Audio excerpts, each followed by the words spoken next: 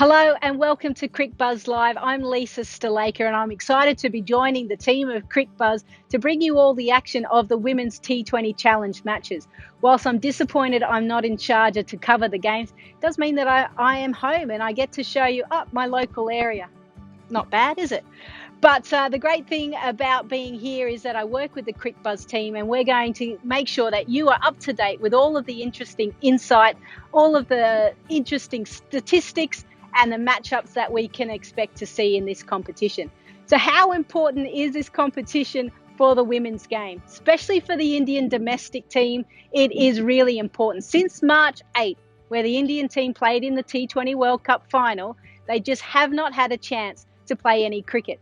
As an athlete, you're always building up to things and focusing on an actual event. They just haven't had any to focus on. So this has been really important to get them starting to train properly with a focus in mind.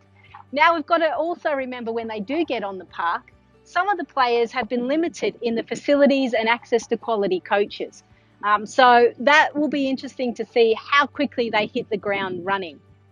We've also got to remember that for a fully fledged women's IPL, we've actually opened the door to more young domestic players, more young internationals, and hopefully we're not far away from a fully fledged IPL. So there is a clash. Let's just face it. We'll talk about the elephant in the room. There is a clash. The WBBL is taking place at the same time. Now, I don't think it's such a bad outcome because it has given opportunities to some internationals that we may not have seen in the competition. Prime example, two South African players, Ayabonga Kaka and Sune Luce, because we've got 8 South Africans in the WBBL. They wouldn't have even been thought of. So this is a great chance for them to show their skills. Then you've got to remember with that Sophie Eccleston, she has chosen to play in the Women's T20 Challenge matches, back with the Trailblazers, the #1 T20 bowler. She will be one to look out for. Deandra Dottin, we haven't seen her in women's cricket for quite a while because of injury. But I'm pleased to say that she came back, played against the England side, scored a couple of 60 odds. And we've got to remember that in 2010, she had scored the fastest T20 100, both male and female, of 38 deliveries. And she wants to do it again this year in this competition. Now, the biggest story, and this is what I love about the game of cricket, is that we've got a Thailand player making her debut in a T20 domestic competition. This is massive. We've just got to remember the fact that Thailand only just came into the T20 World Cup. Natakam Jantam, the opening batter who scored 56 not out against Pakistan, she's going to take place in this competition, and I can't wait to see what she does.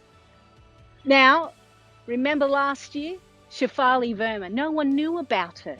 She burst onto the scene, she showed us her raw talent, and it wasn't surprising to see her in the Indian team and dominate on the world stage. So who's going to be the next young Indian player to come through the ranks?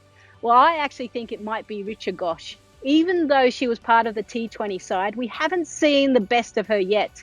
And then spinners. Spinners will always play an important role in the women's game. Devika Vedia will be one that you need to keep your eye out for. First game, it takes place. Supernovas versus Velocity. Supernovas, well, the reigning 2-time champions, and they're up against the runners-up last year, Velocity. The captains, let's look at the leaders. Harmanpreet Kaur, she's the captain of the Indian T20 side, and Mithali Raj is the captain of the ODI side. So we've got to watch that byplay because that will certainly be interesting. The top order for both sides are pretty impressive. The Supernovas have Harmanpreet Kaur, Jemimah Rodrigues, Chamari Akipatu.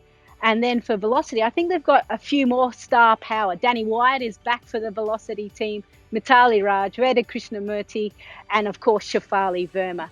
So I actually think the game will be won by the bowlers.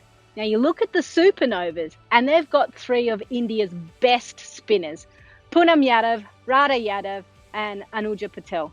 So you look at that and you look at Velocity and you go, okay, their spinners are a little bit younger. Obviously, they've got Lee Kasparik, the New Zealander, who missed out on the series against the Australian team because of quarantine and COVID times. She gets an opportunity to play cricket for the first time as well since the World Cup.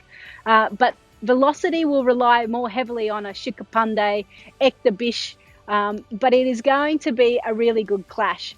What should they do in Sharjah? Well, even though you probably want to chase, I'd say get on and bat first. Put on a big score and see what pressure does. We saw that at the start of the IPL. I'm sure it's going to be similar as well with the women's T20 matches. But make sure that you stay here at Crick Buzz for all of the action. I hope you've enjoyed my first edition of Crick Buzz Live. I wonder where I'm going to take you next.